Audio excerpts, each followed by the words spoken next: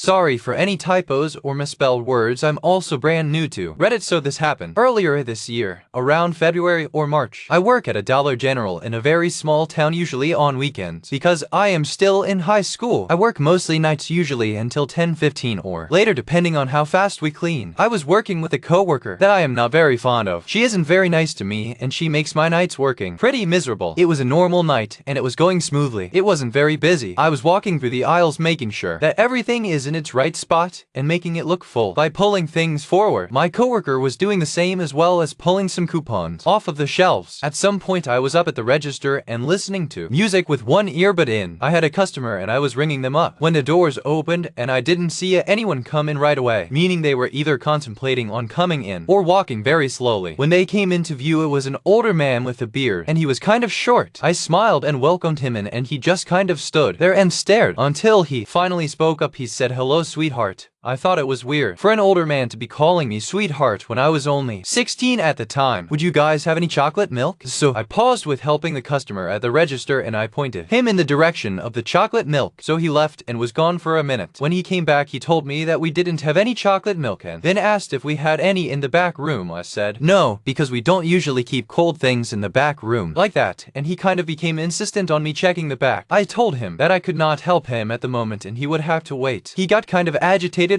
and left. I didn't really think about that interaction for a while until it was almost time to leave and I was checking my aisles one more time to make sure everything looked good. And I came up to the coolers where the milk was and we had chocolate milk in every kind. This made my stomach drop and I thought of the guy who was trying to get me to go into the back room. This made me uncomfortable. So I talked to my coworker and she kind of brushed it off and told me I was overreacting. But do you think that he had sinister intentions? Cause why lie and say that we didn't have any chocolate milk when we had it in every kind?